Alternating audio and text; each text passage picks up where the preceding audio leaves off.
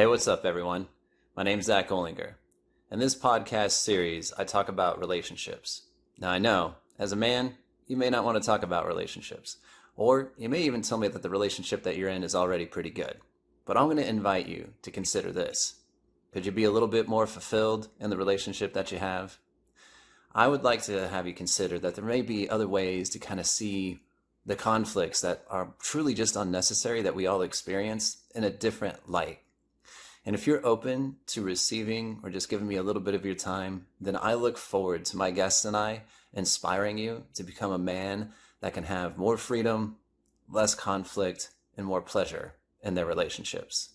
Thanks for joining me. Hey, everybody. Thanks for joining me on another episode of the Real Zack Olinger. Today, my guest is Ashrita, and she is a personal power coach that works with high-achieving women that are looking to gain more success, have a higher level of impact, and more happiness in their lives. And today we're going to be talking about just the masculine and feminine dynamic within her intimate relationship and how it's kind of shown up in the past for her, and then where she was coming from, and just kind of like weaving a conversation in and around that. So before the recording, we were speaking about some of the things that Ashrita was doing, but it was coming from a place of worth. And so I'll just kind of hand it over to Ashrita, and we'll kind of start from there. And just want to thank you for taking the time to be a guest with us today, Ashrita. Thank you. Awesome. Thanks, Zach. I'm really honored to be a guest speaker on your podcast. Finally, we are here. So yeah, relationships. I think relationships are very interesting and something that we all need to work on, right? Because that's kind of how we survive as human beings is through relationships, right? We're social creatures. So I'm so glad that you have a podcast kind of dedicated just for that, and we're having this conversation. So yeah, so for me, I am someone who was high achieving, is still high achieving woman myself, successful, very ambitious. And a part of that came along, part of being very ambitious was really having a very masculine energy about me, right? So the masculine energy of constantly doing and being busy, that's definitely was an old pattern of mine. And what I recognized is that it was also that masculine energy was also really present in my relationships, specifically my intimate relationship. And so for me, I realized, and we were talking about this, Zach, earlier, is that I was doing a lot in the relationship and kind of get what I thought was giving, right? From my at that time, that was the perspective, that was the story that I was telling myself. But I was just doing a lot, and the doing was really coming from a place of not feeling worthy enough, and that if I did more and if I give more, then I would feel worthy enough. And that never actually really happened, right? What happened in the past was I kind of built resentment towards my partner and created stories around that. And so once I've come to that realization, I've really been working on stepping into more of my feminine energy. And for me, just a little bit of a backstory, I don't really know what that feminine energy looks like, because I grew up in a household where my father he's very masculine. All he does is do, and he has no idea how to even tap into his emotions. He has no idea how to even slow down. And my mom has a mental illness, and so she hasn't really been someone who's kind of exemplified some of that feminine energy. So for me, I never even had an idea of what that could even look like. And so I've really been working on that. I would say the last year and a half, and figuring out when to do less and when to kind of still be in my masculine energy, so that we are kind of planning things together and doing things together and experiencing new things together. That's something that we both love doing. So that's kind of where I am right now, is really, how do I still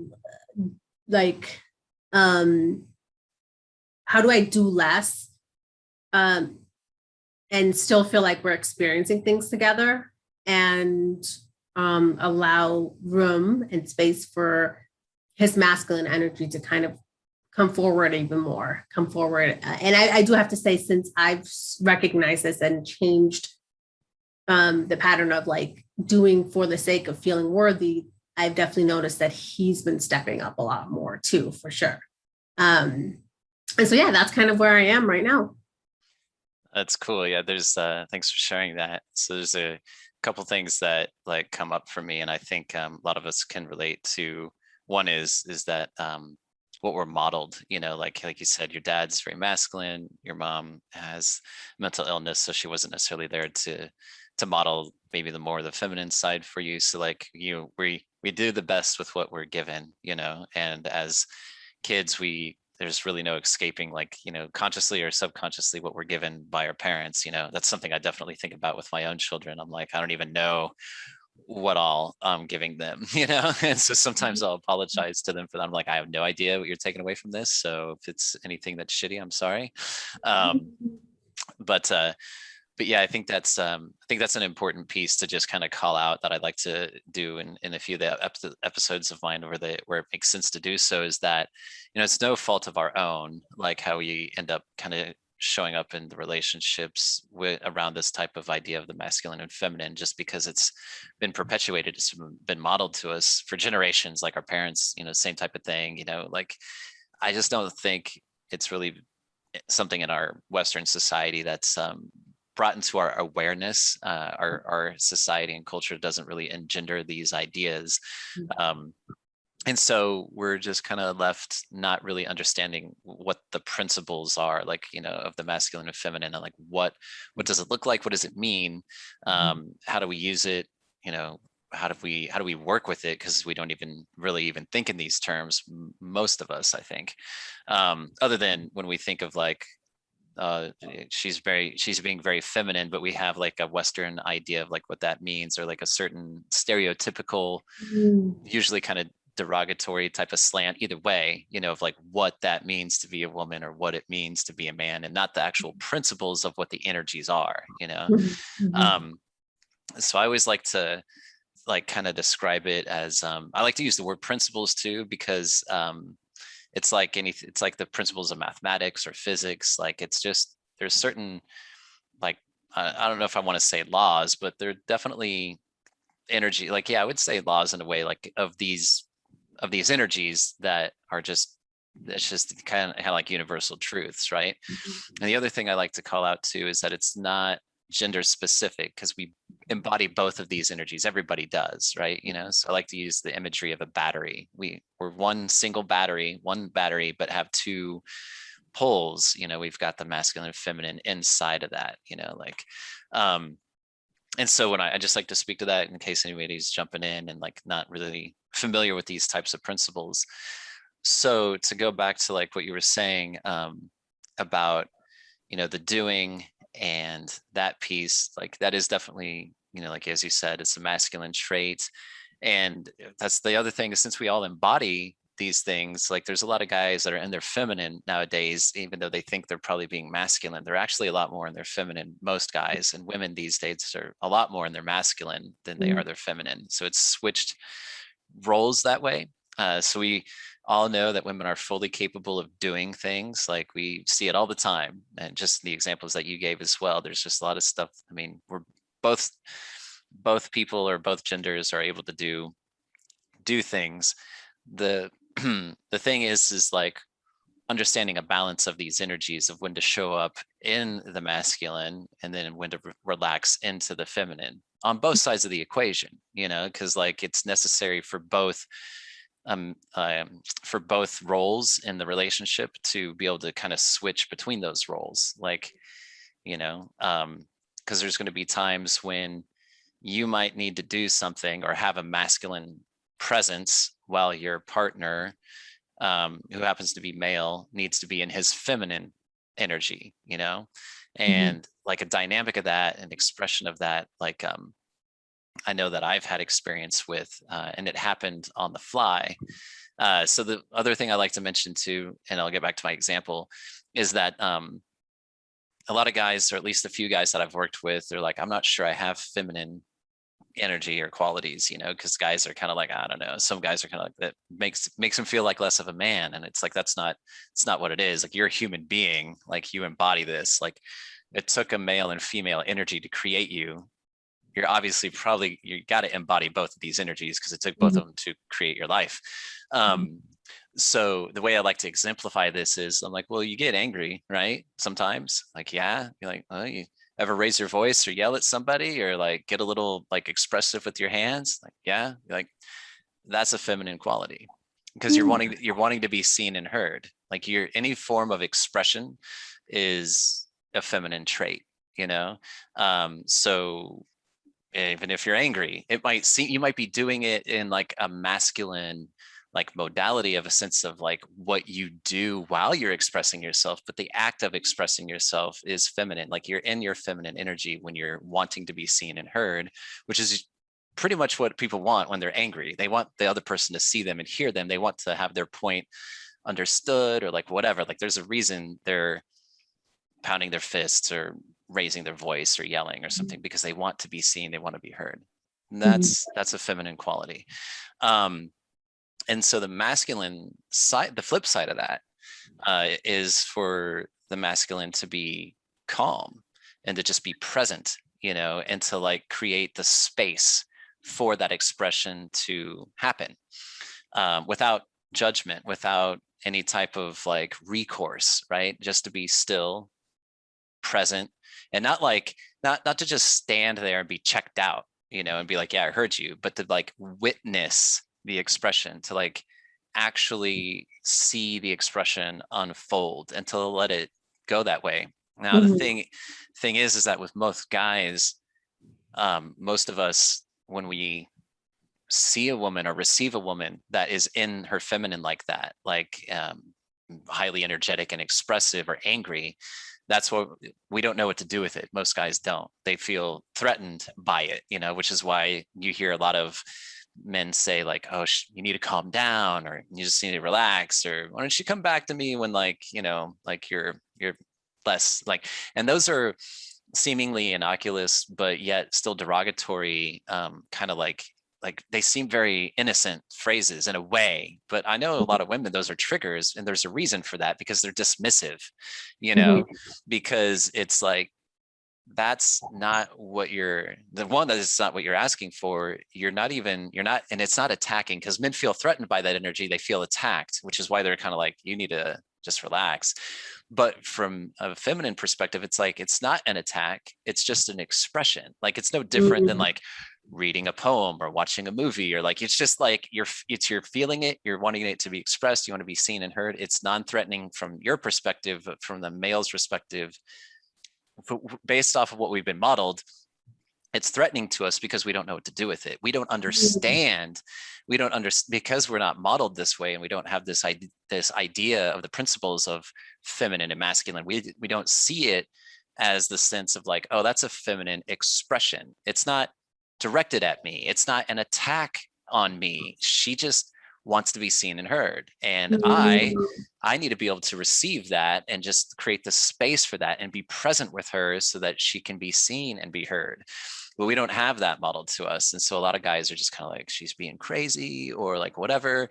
And like, that's just dismissing the whole principle. And like, that creates a lot of, I love the word resentment, because that has come up in a lot of interviews. It comes up in a lot of partnerships. And like, to me, it's these little microaggressions, because it happens all the time, right? It doesn't have to be big fights. It doesn't have to be big things at all. It could be like little innocent things, but that energy of like, because they don't know what the principles are, because the man doesn't know what the principle is. He has that attitude or that energy of kind of like, not understanding what is being asked for or needed by that feminine energy that's doing the expression. Yeah. So yeah, to stay grounded and present is the masculine's job in that moment. So what I was saying earlier, to get back to my example, is like, I had an experience probably a handful of weeks ago or so, where I was in my masculine, I was holding space for my partner. Something was said, I got a little triggered, and then like immediately I flipped into my feminine because I wanted to be seen and heard, right? So I went from one state to another, like without me even knowing. It just happened. So my partner had to step into her masculine, which she did like immediately. And then she had to call me back into consciousness of my masculine for me to like see what was going on. And then it wasn't until after that happened where I was like, oh shit, like I totally went from masculine to feminine back to masculine again. And I was like, that was really cool to like be able to have that space to be able to do that. But the reason I mention it is that like this stuff happens all the time and we just aren't aware of like when it happens. It can happen moment to moment, like these energies are always present. Yeah. Yeah, this is so fascinating to me because as you share this, I'm starting to recognize that I am also very in my feminine energy a lot of times too, right? When I want to be seen and when I want to be heard in my relationship. So, for example, as you were saying that, I was thinking about like this afternoon. I had a little bit of a confrontation with my brother, and I was sharing it with my partner, and it did feel like his response was very dismissive. And at that moment, I really just wanted to be heard, right? I was in that energy and I expressed that, hey, I don't want advice, right? I don't want advice. Right. I just want to be heard. And I mean, the things that he said was really great. Like, like let it go. That's what he was saying. And like, you're so much better than that.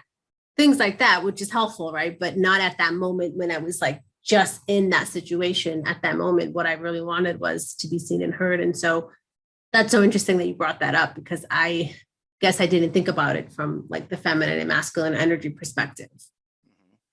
Yeah, no, that's a great example right there too. Cause like a lot of guys, if they don't feel attacked, they don't say you need to calm down or anything. The flip side of that too is they'll want to fix it or they'll want to like kind of like nurture you with words and things like that. I've totally done this. I've even done this today. I'm sure of it. While the intentions are good, like as far like you said, like it's all helpful and that kind of thing.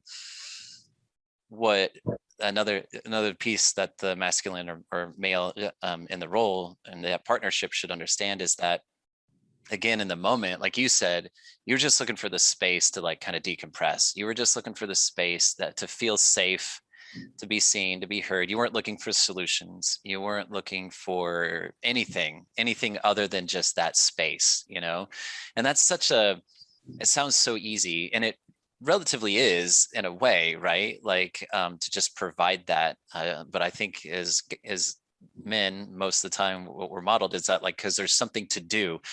My partner, my feminine partner is coming with me with something and there's something I need to do about it. And it's like not the only thing you need to do as the male role in that particular instance is just be there. Like it just you're doing is the presence. You're doing is creating the space. Like that's what you're doing. And we're not taught that, like it was like, oh, there's something I need to say or something I need to do for her. And it's like, nope, she's totally fucking capable of handling her own shit. She is. Women are powerful, what they're just looking for is a space to like just let that out, so they can feel like they're seen and heard. And sometimes it's just a matter of like having the space for you to hear it from yourself too. Like as you talk through it, just having that space from your partner to just be able to do that without any other input, without any other influence. Like you just want to like go there and just have a place to just be. So that's the feminine, just be there, So the imagery I like to use is like, the sky containing like storms, right? Or clouds. Like, the sky doesn't care. Like it's just the clouds come, they pass. Like that's the emotional expression, or that's any form of expression from the feminine, or the clouds and the storms, and it just comes and it goes and it just is. And the sky contains all of that. Or another way is like with the ocean, right? Sometimes it's calm, sometimes it's stormy, but the earth like holds that, you know what I mean? Like it contains that and it gives it space to be, right? The sky gives the storms a place to be without any type of intervention, so that's the imagery that I like to use with that. But yeah, I could definitely relate to that because I've been on both sides of that. So the other thing I want to mention real quick too is that sometimes what'll happen is like when two partners are in their feminine together, right? So if like one person is expressing themselves, and this happens all the time too with guys, where say their female partner comes to them and they just are expressing something they want to be seen and heard, but then the male in the partnership feels like they're maybe being attacked, and so they want to like counter, right? And so they get into their feminine. So now you got two people in their feminine that just want to be seen and heard, and it's just like these storm clouds coming together and just crashing. Nobody is being the masculine to contain the space. Nobody's providing the container. It's just two people coming with the same energy, and it's like, well, we know what happens when two poles of magnets come together. There's a repulsion, like, you know, there's a friction there. You're not coming together, you know? So one person's going to have to like take on the role of being the masculine to let that person express what they need to do. And then it can shift and the other person can go and be in the expressive while the other one does the masculine. It's not to say that one person needs to shut down and their views are not relevant, whatever. It's just that if you want to reduce that conflict, we're going to have to share the sides. You know, you're going to have to kind of play ping pong back and forth a little bit. Yeah. So what happens if one person's just in the masculine all the time though? Yeah. So then if that's the case, then there's also going to be like a lack of polarity, just because there's just not going to be a sense of like vulnerability, you know. There's I think in that sense, if the person is in their masculine all the time, that surrender and that letting down of the guard and just being in a state of being vulnerable is probably a lot less present. And without people being vulnerable together, like, to me, like, just reduces a certain level of intimacy, because the one partner that is more feminine is probably going to be feeling a lot more vulnerable, but not feeling like they're trusted for the other person to be, the other person's not trusting them, or they're just not being, there's a lack of authenticity, I think, is what I'm trying to get at, you know, like,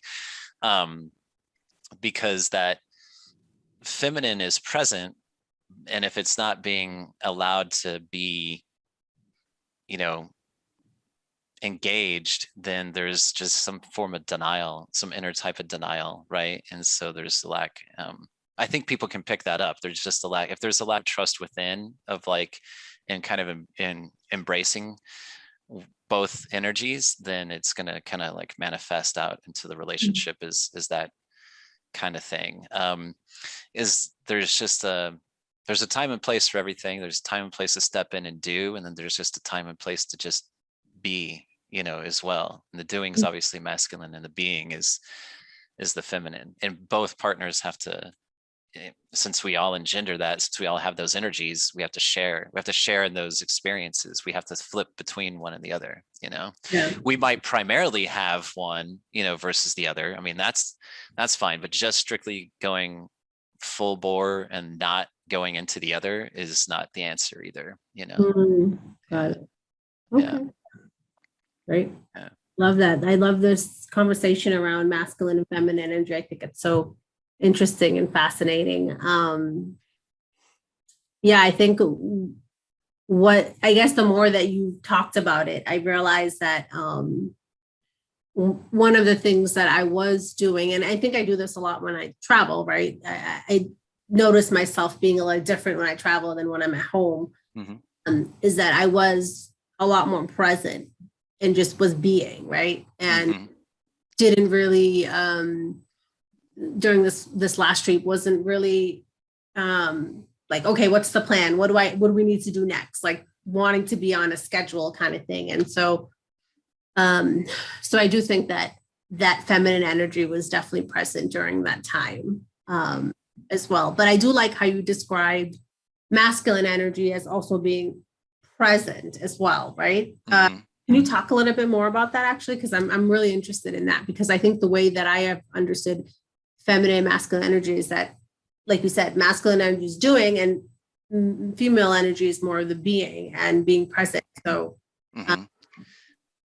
yeah. So for me, like the way that my understanding is like, so the feminine is, you know, is the intuitive flowing, just going from kind of state to state. It's a it's a form of change, constant change, which is just the nature of kind of the, I don't want to say the beast, but just kind of the nature of that energy where like, that's why I like to use the weather or the imagery of the sea, where like it can, in the beginning of the day, it might be nice and calm. And by the afternoon, it might be stormy, and then it might be calm again, So it's just the ability to go into a state of change and flow, and just letting that be, and just letting that happen without anything. So, and to me, again, the imagery speaks to that form of expression, right? The expression is that it's calm, expression is that it's stormy, expression is that it might be overcast, like whatever, and that changes.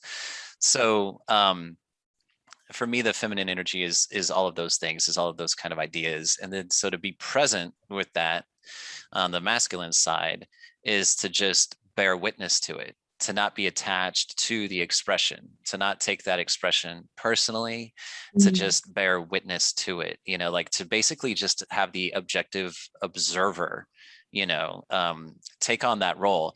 Now that's easier said than done for sure, because like, as you're witnessing that energy, like if you're out there and it's like a hurricane, like that's a shitload of energy. Like if you're just standing there observing it, like you're going to get knocked around, like shit can happen. Right.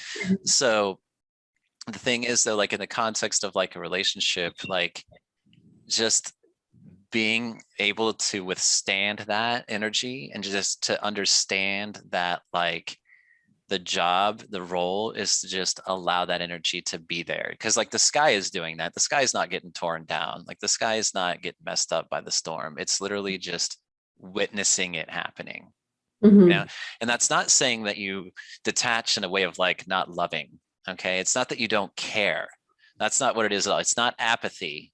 Okay, that's not what this is, because like you're very much to be present in the sense that I'm talking about is meaning that like you're engaged, like you're there, like you are seeing what's going on. Like it's not just mentally checking out and being like, yeah, I was totally present with you. Like, no, like there's a difference about being present and unmoved in a place of love, in the sense of like you're focused on what's being presented to you. It's like watching a movie, like if you're engrossed in a movie, like you're paying attention, like you're not doing anything other than just being there. You're sitting there being present, and you're like having the story told to you and you're watching it. Some of the things in the movie might move you like one way or another, might make you laugh, might make you cry, might make you feel a certain thing. Those emotions are going to be there. And as the masculine, that's kind of the job, is just to be that person that's sitting in that audience, watching that expression be displayed to you, and you can still feel those emotions come up in you. The thing is that the real trick is to just allow that emotion to come up in you and not flip into your feminine and need to express that emotion at that time. Like it's not that that emotion's invalid or that your reaction is invalid. It's just that if you're still witnessing, if their story, if the feminine is still in their need to express themselves, let that play out.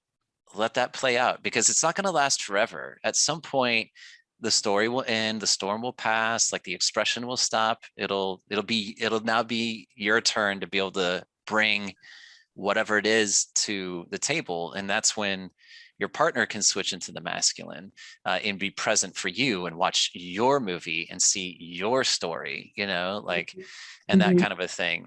And these things, this is all a practice, it's not something like you can just be like, oh, I got it. It's like, no, like this shit's gonna take some time for sure. But nonetheless, like if people could create that type of a container with that type of understanding and like or awareness, I think it will reduce the conflict, honestly.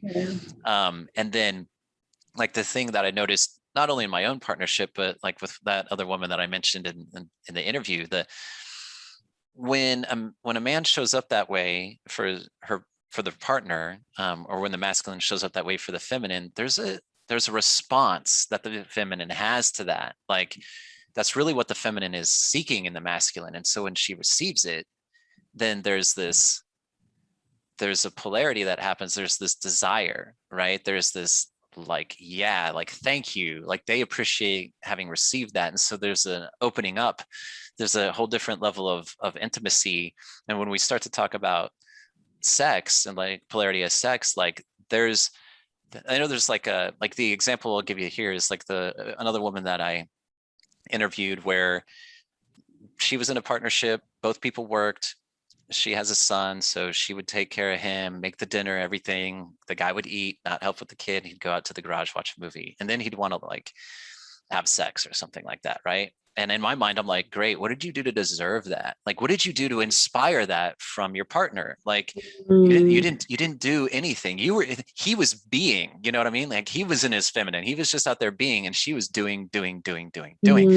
So there was no, like, from a feminine perspective, from her end, there was nothing being drawn out of her to be like inspired to want to have sex, like, or that kind of thing. So when the masculine energy shows up with that form of presence and creates that space, or does the things, like, it takes the initiative and like and allows the feminine to just relax into just being, then it just opens up, right? And now the feminine's kind of like, now I want to give more of me to you, right? It's just, and that is like, when your partner wants to like have sex with you, like that happens, sure, but like it could happen more frequently is what I'm saying. Like, and for me as a man, I'm like, where can I get more of that? What else can I do? And it's not a form of manipulation. It's just understanding the principles, right? Be like, I want to give that to you because that's really what you want. And like,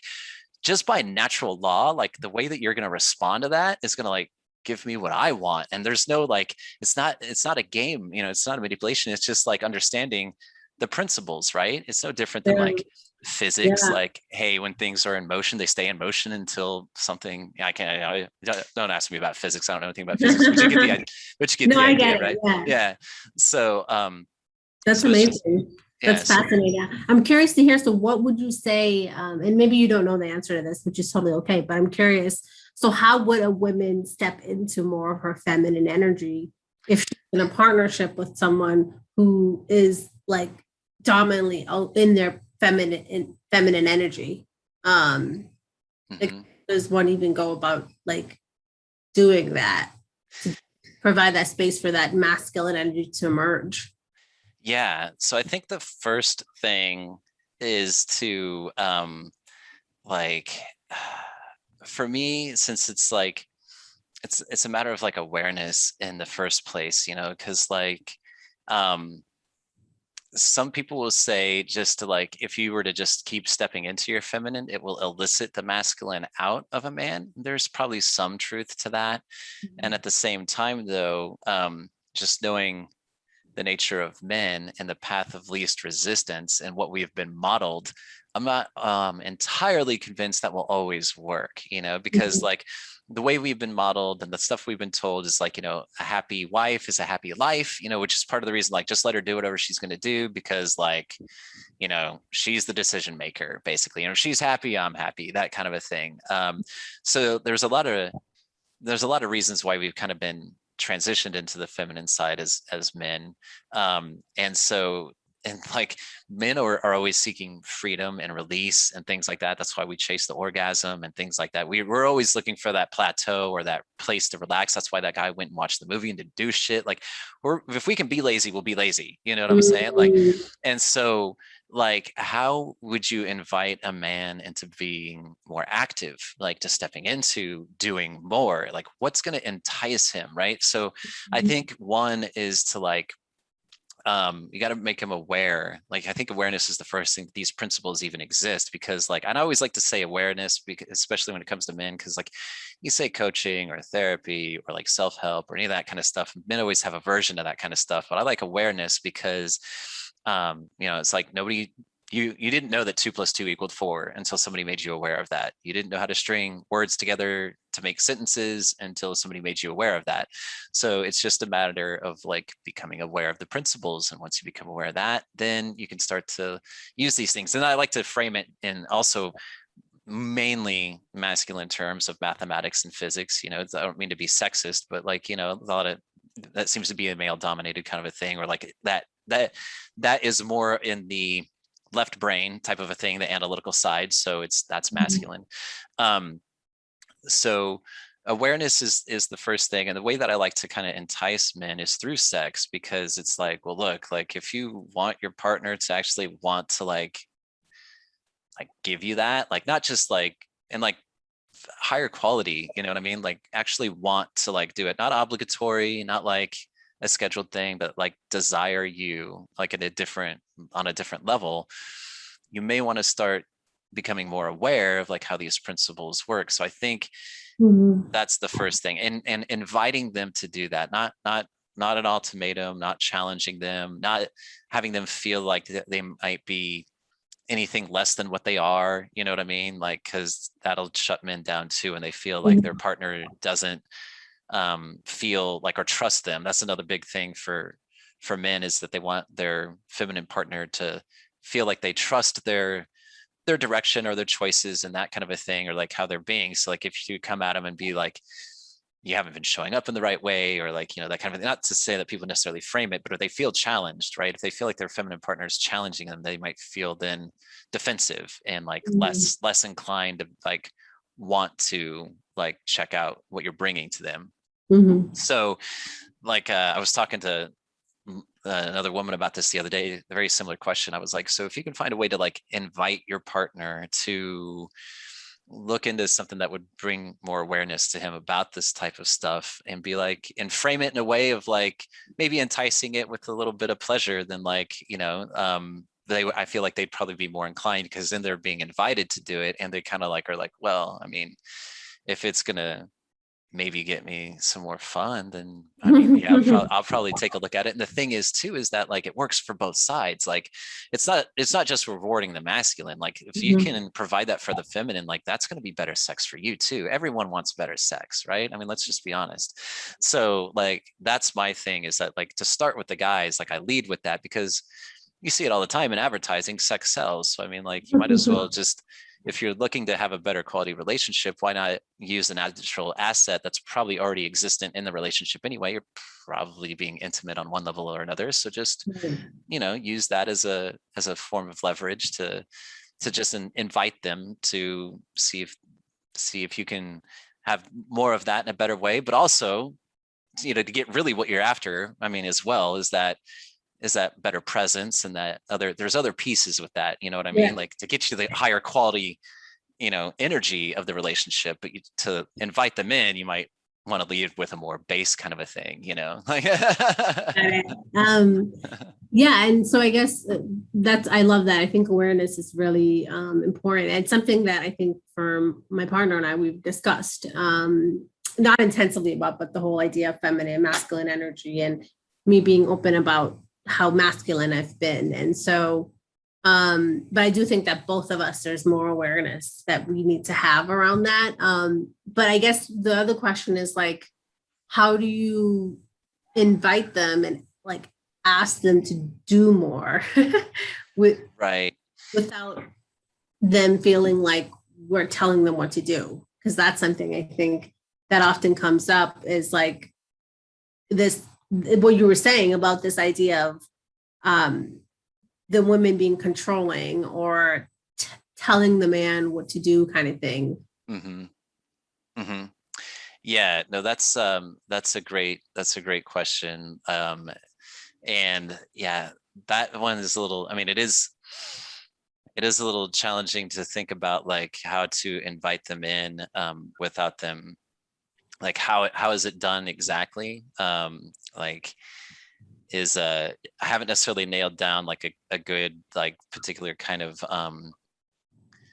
formula with that, other than well, what has worked for you? I'm curious. What has yeah, so I mean, like really what happened for me is that I had over the last year some people introduce like some work by a man named David Data, and there was one thing, like one of the, so I first learned about it through my friend Ashley, and then like from her friend Niall, and Niall's the one that told me about like the expression, you know, when men get into their kind of anger, they want to be seen and heard as a feminine thing, and that stuck with me throughout all of 2020. And I was like, that's a really interesting thing. And they both had mentioned to me like David Data's work. And I started to get into it in October of 2020, but it wasn't landing for me at the time. And I was a little put off by it. And so I'll admit that like some of these things for men, as they start to get into it, might find it to be alienating or offensive or just like downright like bullshit in a way, because it's so contrary to what they've been modeled or taught that it's kind of like, really, like, is that really how that works? So I had to put the book down in October. I was like, it just wasn't striking me right. So at the beginning of the year, I was going down to Texas and I listened to the book again, and I listened to it all the way through, and it just totally made sense to me at that time, where I'm like, oh shit, this is gold. And I listened to it on the way back to Kansas City, and I'm like, this is awesome. And so from that, I was like, okay, I'm going to start like working with these principles. And the reason, I'm not sure what changed between October and January, but what I was able to do is, as I was listening to it with an open mind, is like think about how these principles had played out in previous relationships. How did I show up in previous relationships in the context of these principles? Like, if I'm to look at myself through this lens, how was I showing up, and what did it get me, and how did it manifest, like, you know, through the different conflicts that I had, or how did it show up as passion or not passionate? How did it play a role in my resentment that I had in my relationship, you know? And if I had this understanding or this awareness in my previous relationship, what would have been different, you know? And so I was like, okay. So so that really kind of just really motivated me to, like, you know, really want to play with these more, because I've started to see like a lot of validity in the application of like working with it from this type of awareness. So I guess the way that, like, you know, I don't know, I just had this vision, right? So like The Way of the Superior Man is the book that I think a lot of people can start with, by David Data.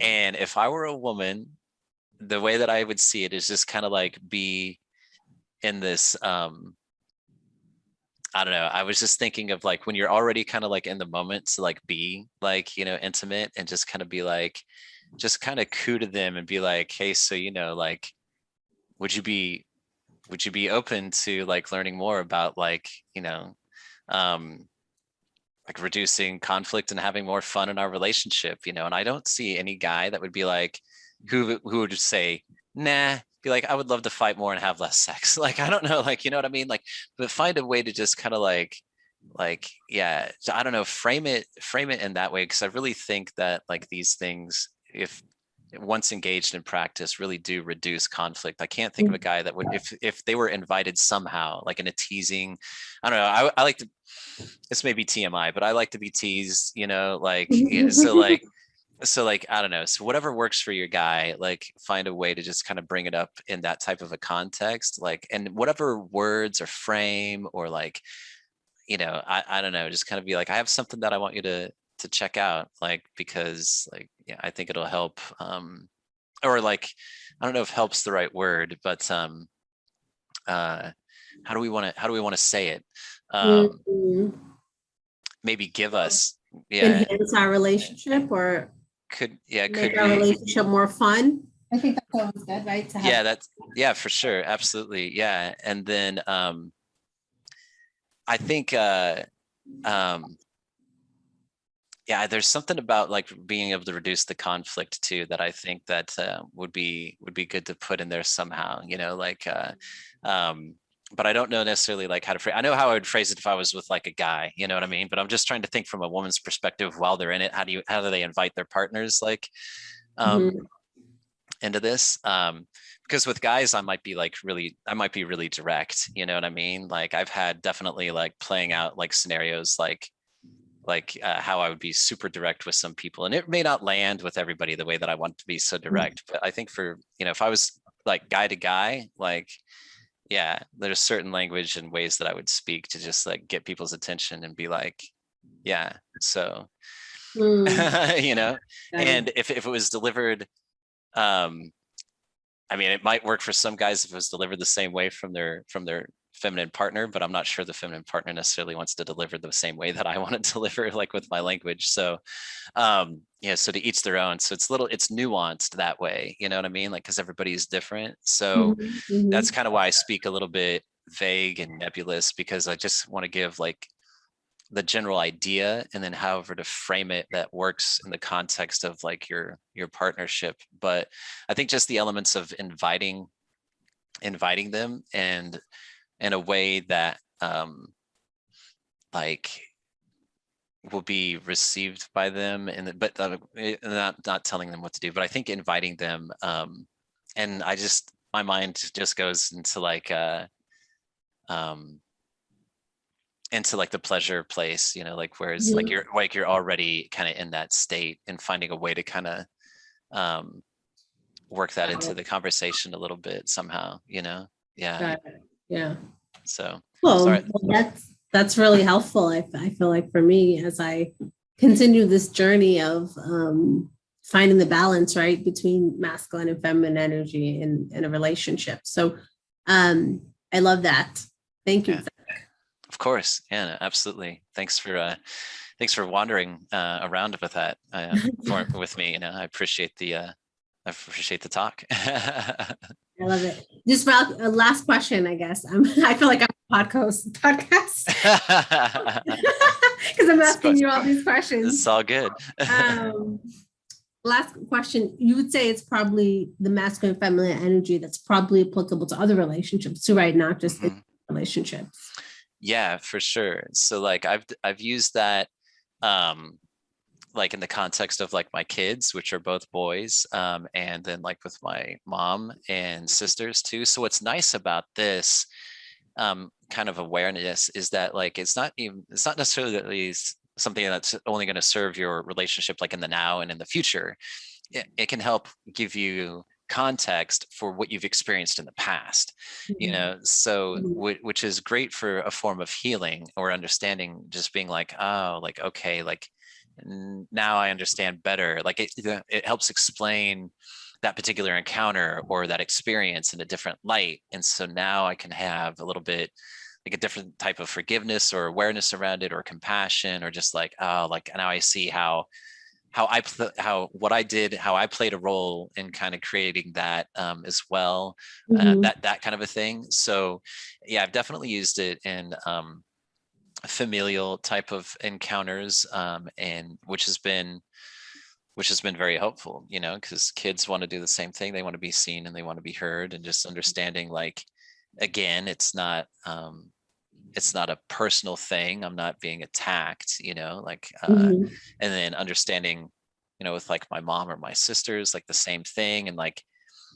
and so when it comes to those types of, there's other pieces that go into that, as far as like other forms of awareness and ways to like see those relationships, as far as like, you know, like you said, kind of like before the recording as well, like, you know, things like with your dad or your brother and stuff like that. Like there's other things you can learn that give you other context awareness to help, you know, like work with those relationships. But this particular, in this particular manner, with just understanding masculine and feminine principles, it can be applied in those contexts as well. Like where, you know, like before we were talking about your brother and he was expressing himself, right? And as you were telling me that story, I was like, Ashrita was totally in a masculine role. You were being present with your brother as he was expressing himself. And so like, you know, that was a good example of that kind of thing. And that was probably a really good thing for him, because then later he was able to come back and say, hey, you know, this is what was going on. This is why I was that way, like that kind of a thing. So you being able to take that on provided that capacity for that to happen. Whereas if you had decided to be in your feminine and you came together, you could have just had a bigger fight, and which really, I mean, wasn't going to serve anybody. In the past. Yeah. It's a very common theme in my family is everyone's in their feminine energy. So yeah. Really helpful. Yeah, so that's just one example I was thinking of when we were talking earlier before the recording, in the context of a family relationship. So yeah. This is like really helpful, very helpful stuff, Zach. Thank you. Thank you. No problem. Thank you, Ashrita. I'm glad. I love it. So, well, I guess we can wrap it up. I want to give you a chance to talk about, where people can find you. And I know that you're going to have something coming up here by the time I put this episode out. So I'll let you talk about that and just let whatever you want to speak to. Yeah. So I'm going to be launching my Heal and Flourish program again. This is for any women leaders who are really looking to find more happiness, more success in their life, in their work, in their body, and just feel really like they deserve to be there, right? So many women, especially high achieving female leaders, get into a lot of imposter syndrome. There's a lot of work around worth. And so we're going to be really diving into that in this program. It's a 12-week program. And it's going to be launching in the fall. So if you are interested in signing up, you can find it on ashritatiwari.com. That's the website. And if you are interested, you can also follow me on Instagram. It's, let me just get it up. Ashrita. So it's ASHRITA _coach. COACH. So you can find me there on Instagram, and I hope that you will check it out and check out Heal and Flourish. Awesome. Thanks, Ashrita. And I'll make sure that have links where people can find that as well in the descriptions and everything when I post this out. So thank you, Zach. I appreciate being here and just being here and sharing. Hopefully your audience found a lot of value in this conversation. I know I did. So thank you for that. And keep up the great work. Awesome. Thank you, Ashrita. Truly appreciate it. All right. That wraps up today's episode of The Real Zack Olinger. Thanks again for listening. If you happen to find this episode insightful or valuable, I invite you to pass it along to somebody else, because chances are, if you found it valuable, they will too. If you're on Instagram, you can find me at The Real Zack Olinger. Until next time, everybody. Thanks for listening.